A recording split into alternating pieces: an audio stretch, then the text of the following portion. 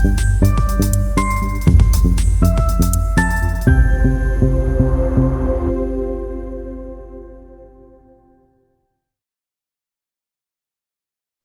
everyone, welcome back to Miles Beyond the Page. I'm your host, Michelle Miles, and I'm so glad you're here.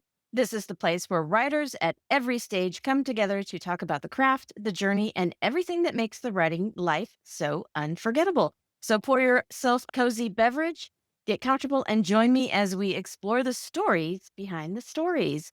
Today, I'm absolutely thrilled to host the fantabulous Elizabeth Hobbs, who also writes as Elizabeth Essex. Hi, Liz.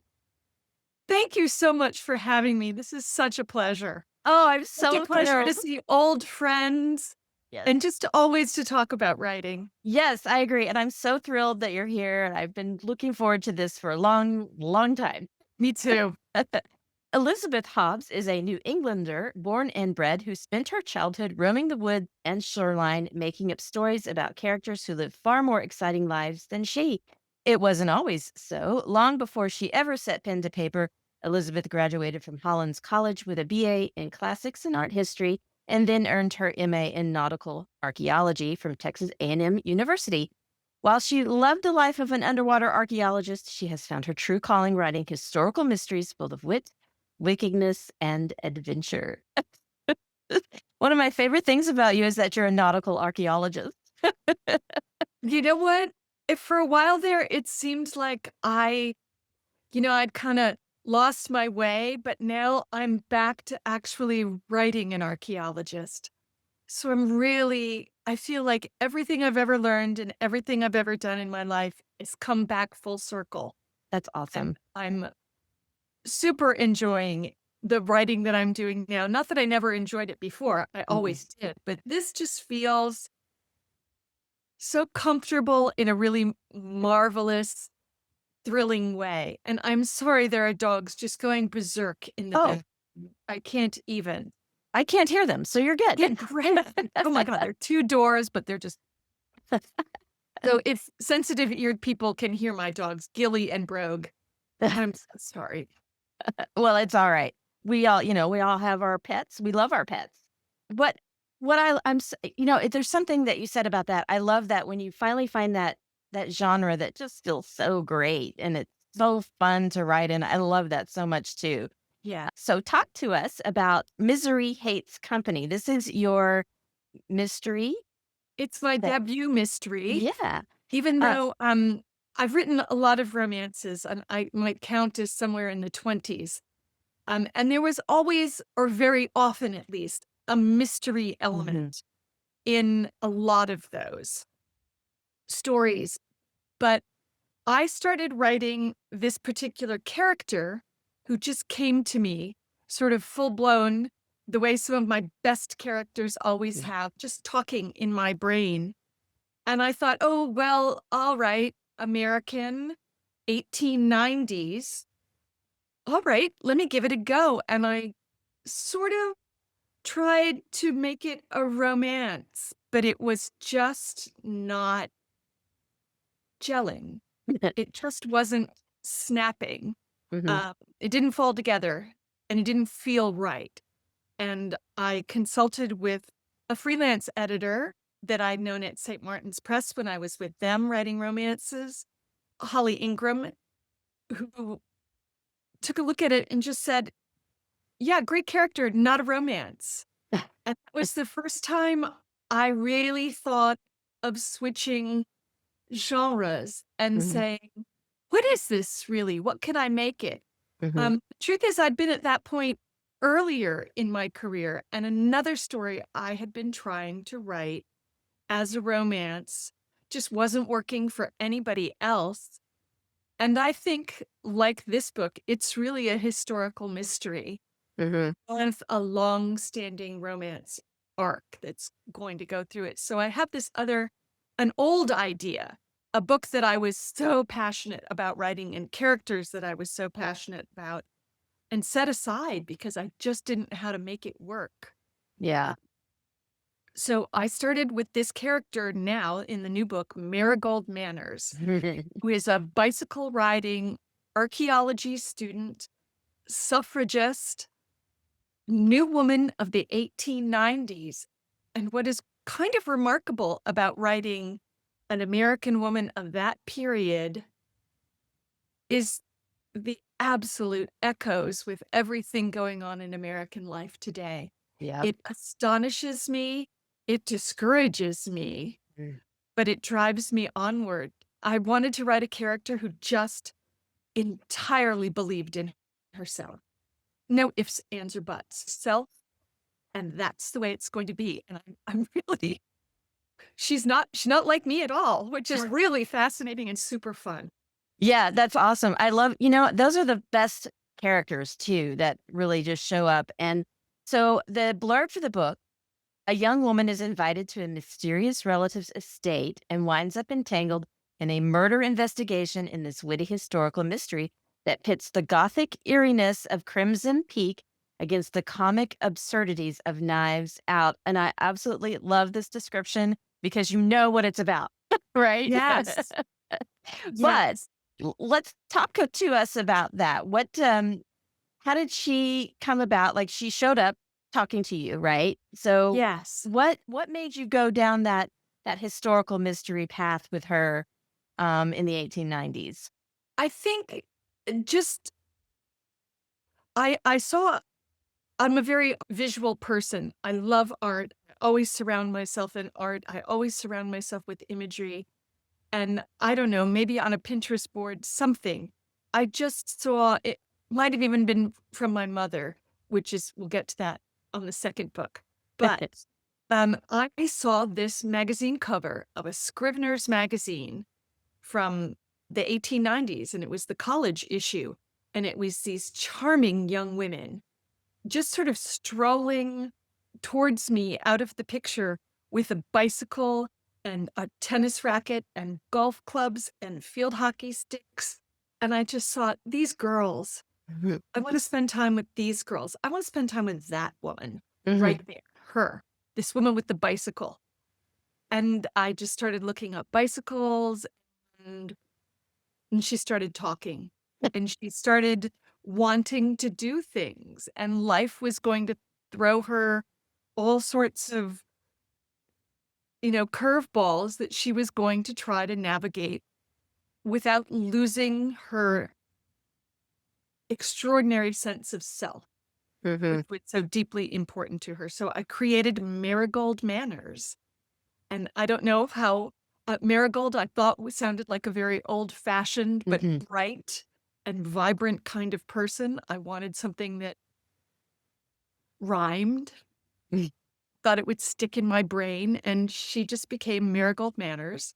I thought she should have exquisite manners. Mhm. She should have exquisite manners and nobody else around her should. And it'll be fun. Yeah, it sounds fun. It is. It's really fun. I wanted it to be right from the start. I really wanted it to be full of wit and wickedness. I wanted to get that sort of juxtaposition of humor and evil because how do we combat all the really hard things in our lives, all the bad things if I try with humor. Yes. So that's why I went with the whole feel of the book to be that a large cast of characters, eccentric people, who's evil, who's not. Are they all evil? Kind of. Who did it? Who didn't do it? It was just that kind of a really fun. I don't know. I'm just really having fun with it, and I Yeah. think I really like the idea of figuring out who done it. It Yeah. uses my tiny little brain. So do you know going in when you start the book, do you know who done it? Or is that something that you write organically and let it reveal itself? It depends. Yeah. So I'm in writing parlance, I'm a pantster generally.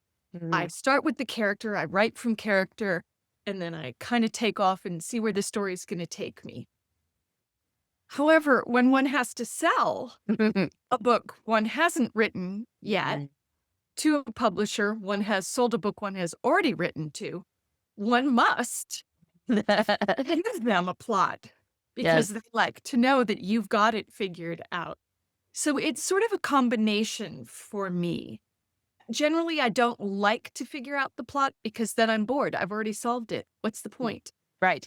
That's kind of how my brain works. However, I've worked out a way to make the writing of a synopsis that discovery, and then use that more or less as a blueprint, but just as bullet points. Like the second book in the now it's a series, the Marigold Manners Mysteries. The first book was Misery Hates Company, Mhm. and the second book is Murder Made Her Wicked. And in that book, I knew who did it and just kept trying to surprise my character with new information. Mm. And I'm already on the third book. So right now, I'm back in that process of kind of letting it be a mystery to me. Yeah. I have a Yeah. really good idea, but I'm not sure how we're going to solve it. I have an Right. idea of what is going to happen ish. I love it.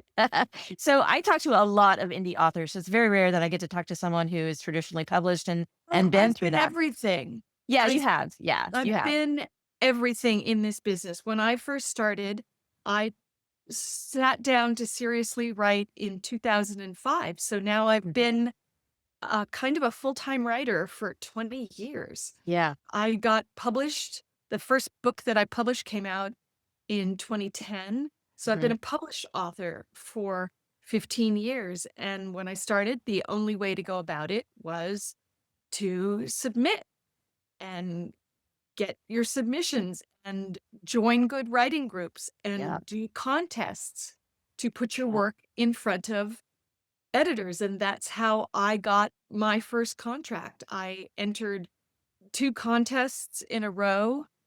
The first one I became a finalist in, and I think it was it was called the Gotcha contest. Oh, yes. I think I remember that one. I can't Um, remember what chapter though. Orange County? Yeah. Maybe. Maybe. Anyway, it was the Gotcha contest. It got me in front of an editor who called me up and said, "I like this. Let's work on it a little." And then that same manuscript became a finalist in the Golden Heart contest. So then that editor who had already been interested in the manuscript got back to me super Mm. quick and said, "Let's wrap this up. Nice. I'm not going to wait for changes." Yeah. So that was the way you got into it. Yeah. When I first started, indie publishing came just rapidly a couple of years later. I mean, 2011, I mean, I was already in on contracts and couldn't Mhm. get out of those contracts. Right. But I later became an indie author because historicals went dead. I've Yeah. been through, I think, 4 or 5 different iterations of the historical is dead. And they're never dead. They just go out of vogue within publishing. We want to recalibrate covers. Yes. This kind of cover is getting back into bookstores, so we're going to use that kind of cover. Does historical translate into illustrated covers? Let's try it. Oh, look, it works after all. And it's vogues. Yeah. Things Yeah. go in and out of fashion, but they never disappear. I agree with that too. Yes. And I've been hearing historical romance is dead again, but it's never dead. Never dead. It's never It's dead. never dead. Somebody different with a different point of view is going to reanimate the genre in a Yes. new way, and hopefully that reanimation makes readers find older authors. There are still, I'm still rereading every once in a while the historical novels that I read way back in the day, which were the ones that brought me to the table, that ones that made me love the genre. Yeah. Uh, Yeah. It's sort of like what Fourth Wing did for fantasy romance. Right. It exploded that genre. It was already around. It was been around, Absolutely. but Fourth But Wing they just gave it named a it. new name, and Yes. it's a marketing name. It doesn't Right. the obviously, so many brilliant people were writing like this for Yes. years. Yeah, yeah. So, yeah, I like what you said though, but so nowadays when you decided to go into the mystery, what was that process for you? What did that look like? Did you know you wanted to go the with a publishing house, or did you think about indie publishing it? I wanted to go with a publishing house. Mhm. I've been indie. I have had my entire backlist that I managed myself for a little while. I've since gone with another publisher who has my entire backlist of romances because I like writing. I don't necessarily like being a marketing executive. Mhm. I don't like being a publishing executive. I don't find any pleasure or satisfaction from understanding that Amazon is not in the business of selling books. Amazon is in the business of selling ads. Don't Yeah. care for that. I like writing. I love writing. I've said this like in interviews year after year, and that was the thing that I said to myself when I made the realization, and I think I have like a silly picture of it on my Instagram. Like there was a day where I was looking at the manuscript and went, "Oh, oh, it's a historical mystery. It's a historical mystery. What an idiot. Of course it is. Of course it is. What do I have to do to make it a historical mystery?" And I immediately sort of texted a very good historical mystery writer who's already had written a word, Sherry Thomas, who needs Yeah. no introduction to so many romance readers and mystery readers, and said, you did that. You did a talk once about how to be a pantster and write a mystery." And she said, "Okay, yeah, absolutely. Let's chat." Really sort of helped me figure out how to go about writing a mystery, which seems so intricately plotted on a sort of a seat of the pants basis. Right. And that's when I thought, yeah, I'm really going to do this. I'm going to switch. I'm going to give this book my absolute fullest attention and just make it a mystery. And I knew then that I really wanted to publish it in traditional publishing because I like writing. Yeah. Anything else? All the extra stuff when you are indie published is a lot of A work. lot. Now, there are some portions of that that I have enjoyed tremendously. Some of the creative processes that are adjacent to being an indie author, making my own covers, deciding how I wanted them to look. That was a deeply satisfying and enriching process that gave me access to other creative professionals. Jen LeBlanc shot Yeah. all of my covers, and I think she's a genius. And I loved working with her, and that was so much fun. And I That's loved the the end of it for me. but I loved those covers too. Those were your mad, mad love covers, weren't Yes. they? Yes. Do you have one? I Yeah. like I have them Oh, all. There they all are. And one of the other fun things about this whole series is that I made the clothes for yes. all of these. Yes. Okay. So So we have to talk about that because you're okay. an amazing seamstress. You do amazing costumes. And anyone who doesn't follow you on Instagram should be following you on Instagram because you have gorgeous things. You're so sweet. And but also that was such a creative outlet for me. And part of my writing process, which is everybody's is a little different, but in the same, is that I think you have to give your brain some downtime. Yeah. And I took a class with Jen Graybiel last year that really emphasized this to me, to do creative pursuits that are adjacent to your writing that feed your creative process. So making costumes is like that because when I'm doing the tiny little work, the minutia, it frees up my brain, and I always keep a little pad next to me because inevitably when I am doing something else that is in that creatively adjacent space, I come up with thoughts, snippets of dialogue, characterizations, words that I want persnickety. Persnickety. I wanted that word. It's a great vocabulary word. It's right in the meaty part of its use at that period that I'm writing, Mhm. the 1890s. Things like that come to me, and I think it enriches my creative experience. And it's also a marvelous way to connect with readers. Yeah. Yes.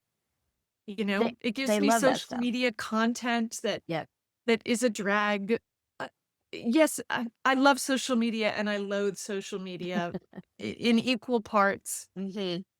because I think it saps our brains of that creative energy that we need, even as we are showing other people or sharing our own creativity through this medium. It's a real push-pull for me. Mhm. I know we're jumping all over the No, no. place on talking about topics, but as they come, I love some things about it, but making the costumes is brings me a lot of joy. Yeah. Although I recently downsized my house. We sold the what my husband jokingly called the house that smut built. Um, yes, it did. But we downsized because we are empty nesters. And um I had closets that were strictly devoted to costumes in my old house. And I no longer have those closets. It's very I've had to I've had to put them into a special storage unit, but and Oh, no. that makes me very nervous to sort of Yeah. keep costumes in storage, but I'm hoping to do something else with them. I don't know what. Yeah. Well, they're beautiful, and I Mm, love watching you make them on Instagram. It's one of my favorite things about your Instagram. So, me you too. It's also one of are my favorite things too. yeah, but you're also an avid cyclist. I am, and I think that's one of the reasons I'm really enjoying Marigold Manners, the character. She is a bicycle rider, Mhm. and through researching, bicycles and, um, just learning more about the history of the sport. Now, I followed the sport. It's Tour de France time or men's Tour de France time at the moment. It's also the women's Giro d'Italia, which I am equally excited about. So I follow, that's my sport. I follow it as avidly as, uh, well, just avidly. Um, but there were professional women cyclists who made more than the men in the 1890s. What happened to them? Well, the patriarchy happened to them. People got upset. The people who were not making money off of the women wanted to make more money off the men cyclists. Usually. And so they made rules and they banned women's cycling and they banned women's track cycling.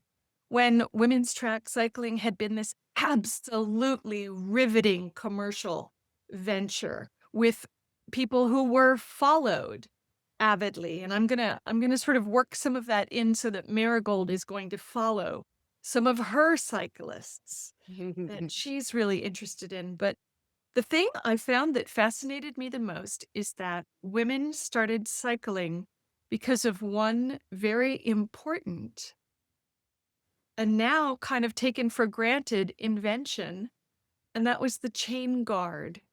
Interesting. So the Yeah. it's the chain drive for one thing. Yes. Penny farthings were direct drive and very hard to control, very hard to ride. When we get the chain guard, we get chain drive, we get 2 equal wheels. Oh, wait a minute, we get steel manufacturing. Oh, we can put the bar down and it's just as strong. Now we're going to put a piece of metal over the chain so your skirts don't get stuck. I was just thinking it's gotta be because of the skirts, and I It love is it. because of the skirts, but then it starts the revolution in sportswear. We know what sportswear is today. We wear it all the time. Yes. We wear our yoga pants to the grocery store. It is accepted. Sportswear slowly sort of took over that you did not want to wear your regular clothes Mhm. while you were engaging in sport. Now, this is, of course, a very upper class thing. People who have extra leisure time to do sport and extra money to buy clothes specifically for the sport are different from factory girls who are using the bicycle to get to the town where they get this great factory job, Mhm. making a lot more money than they were making in the dairy at home, being a Right. dairy maid. So it gives women mobility in physical mobility, but it gives them economic mobility too. Mhm. The chain guard. I love it. This is fascinating. Um, It's and I try to work a little of that into every Marigold Manners mystery, a little something about why the bicycle is so important. yes. And what's great is I can tell you're very passionate about it. So I know that comes out in the book. I hope so. I really do. For any of us who write historical things, the cool historical facts we find Yes. always have to be weighed against the plot. My rule is do not include it unless it drives the plot forward. I don't care how cool it is. Does it drive the plot forward? Does it solve a problem for the protagonist? Does it create a problem for the protagonist? Okay, use it if it creates.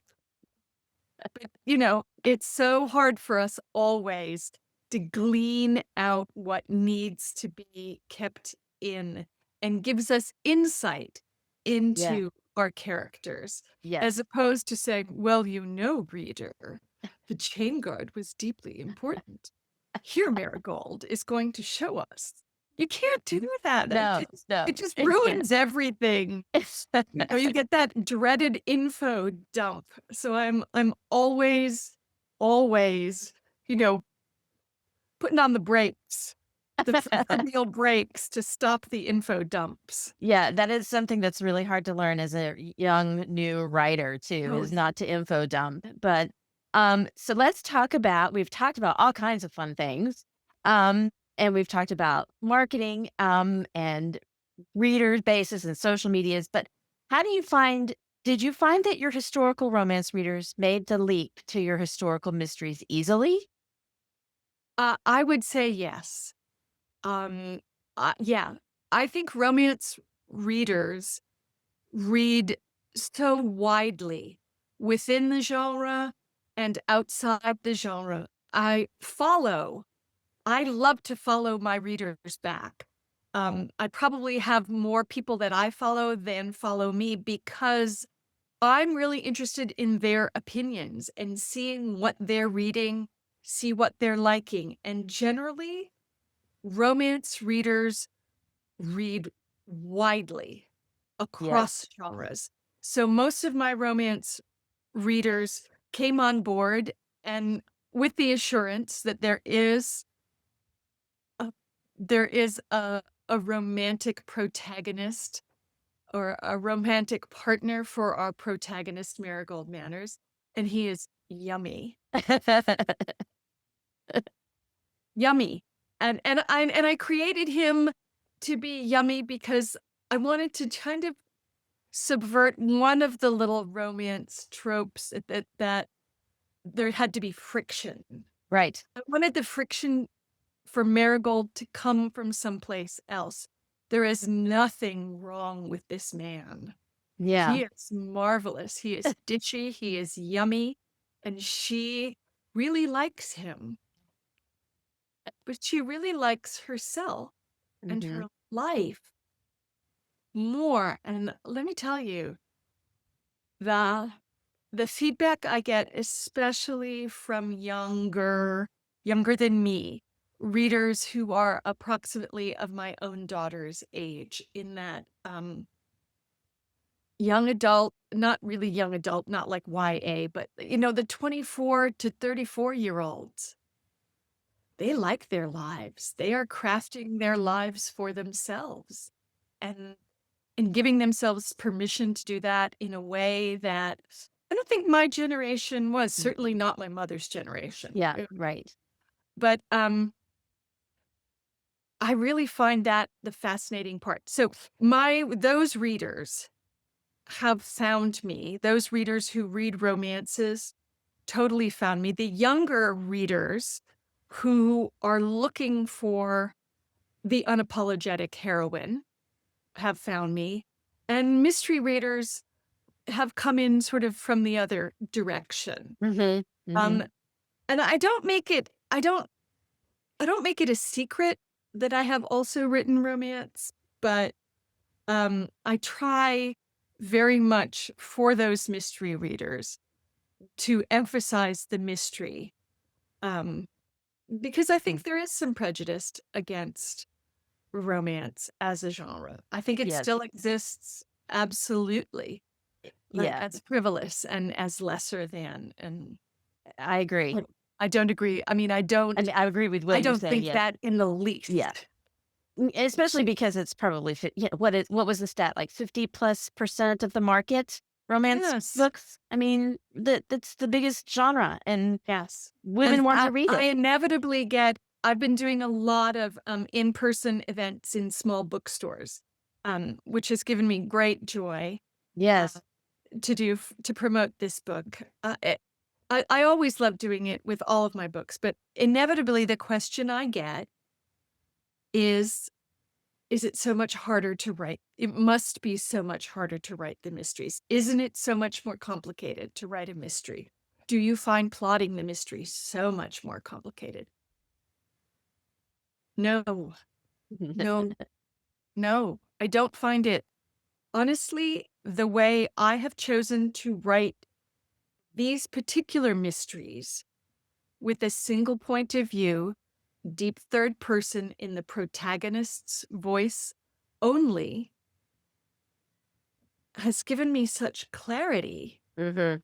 I find there is an ease in that. I stay in her head, and now I get to stay in her head for several books. That's great. I know her already, and I find the technical difficulty, the technical demand of romance to have 2 points of view at least, to have 2, external arcs, the 2 plots, people working sort of at counterpoint to each other or then teaming up, but 2 different emotional arcs as well. So that's Mhm. 4 arcs going on in any romance writer's head at any given moment. The technical demands of that are far greater. They just are, Mhm. from a technical point of view, than somebody writing one strict point of view Yes, I and agree. one protagonist. And in mystery, we step down a little on that emotional arc. Certainly, we take an emotional ride, but it doesn't have the same trajectory. It's a bigger the rocket. It's a long term intercontinental missile. It is not a bomb. Yes, I love it. So that anyone who is wanting to write mystery, that was like a great Yeah. mini master class on writing romance Well, and mystery. also, any chance you get, go take one of Sherry Thomas's Yeah. classes on plotting a mystery by the seat of your pants. I can't remember what it's called. Wait a minute. I do because I have notes. Because I had something up here. Um, because I re uh demystifying intricately plotted mysteries. That's Sherry's class. And I have notes on it. But also part of my writing process. Where if we want to talk about writing processes and how not to get writer's block and things like that. Anyway, notebooks. But I go back and I redo this exercise every time I plot a new book. And it cracks open my brain like a Yeah. walnut. It's delightful. That is awesome, and I think we could do a whole interview on writing processes. We might need to at some point. I'm always happy to talk writing. I think I'm happy to talk writing because I've thought about this tremendously over the course of 20 years and 15 years of publishing and 20 odd books. The demand of each book is different. Yes, Your process will probably alter. yes, Some habits that you can cultivate will ease that process. I think process and habits are different things, but they can exist together. And Hmm. for me, they entirely exist together. But my process has changed over the Hmm. years with the demands of time and genre and age. Yeah. I'm Right. not the same person I was Right. 20 years ago. I'm happy to say I still like the person I am and I still like the process, but one's brain has to adapt. Yeah. And giving it room to adapt when things maybe aren't working is, I think, a writer's, that's a superpower we can all cultivate. Yes. I think Love it's it. I think it's cultivatable. Yes. I mean, people always say, "Oh, you're so talented," and I don't believe in talent at all. I don't. I believe in curiosity. I believe in making the most of what natural interests and experiences you have, bringing those into the table. But I think writing is a skill. Hmm. It's a skill to learn. It's a Yes. skill to polish. It's a skill to keep learning and I keep agree. polish. Yes. And that's how you get better. Yeah. It's how you get better, and it's also how you stay published. I Yes. mean, one of the words I'd heard amongst all writing groups or writing conferences is pivoting, the need to pivot. And I feel like moving from historical romances to historical mysteries, I don't know if it was a pivot so much as just a deeper dive Hmm. Yeah. for me. But that need to follow your curiosity to keep it fresh. That's really important. Yeah, I think that's great advice. I love that. So, we're kind of running out of time, Oof, and we could I'm talk having. forever and I ever. know we could. I love it. I've been having a blast talking to you, but I have two questions for you Okay. to wrap up. The first one: what is one piece of advice or a tip that you could give to someone just starting out in their career of writing? Uh, Always learn the craft. Take as much craft as you can. Learning about the business is important, but the business is going to keep changing. You're You're going to have right. to relearn that anyway. The Yeah. business will change. Yes. It's important to understand that you're taking a craft to the market. So that's your business. But the thing that will keep you together, keep you writing, keeping you loving writing is learning the craft, loving the craft. Hmm. Take it as often as you can. I tend to take some writer's craft classes over and over because I tend only to solve the problem at hand in the book I'm working on. Yeah.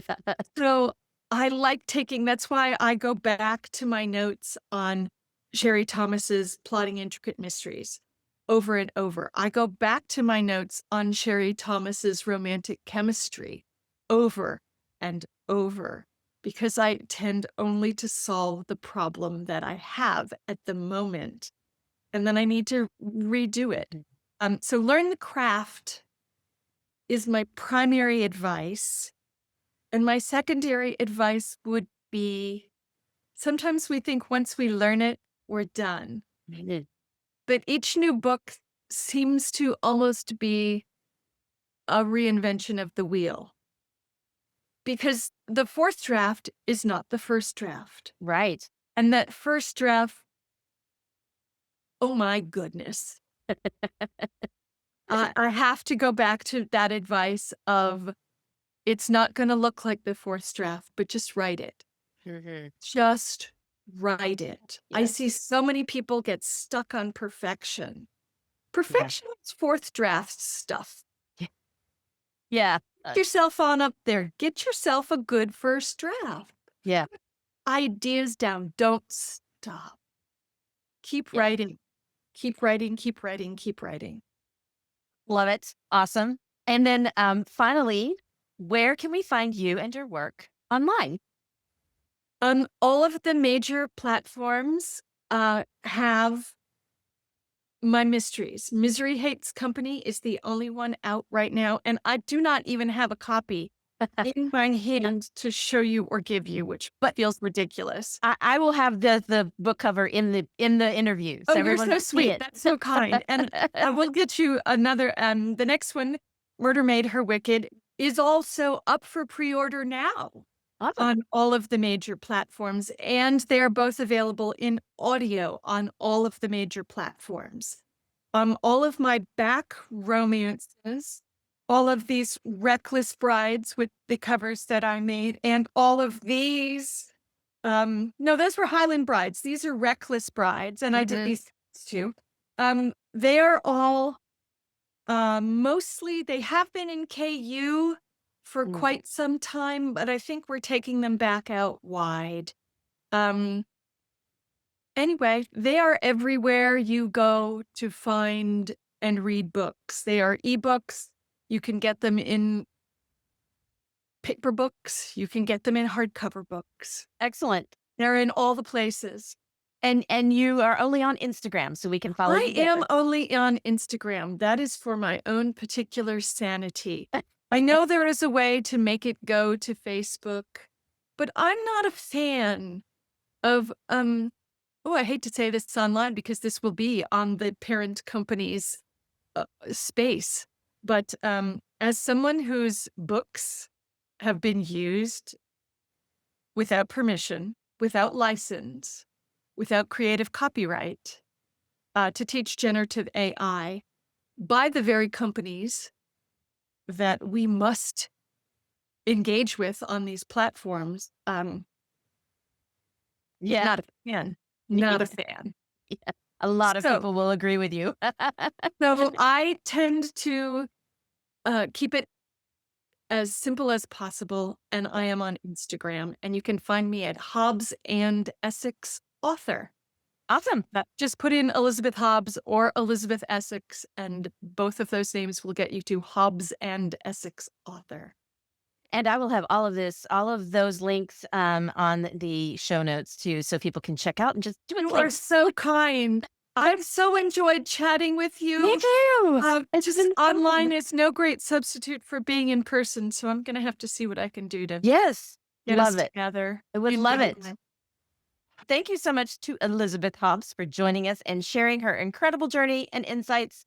Be sure to check out her book, Misery Hates Company.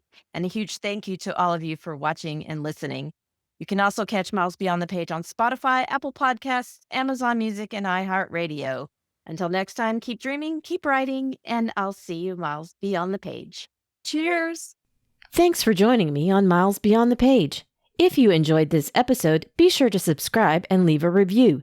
If you're an author and want to be a guest, visit michellemiles.net/podcast to apply. Keep writing, keep dreaming, and I'll see you next time.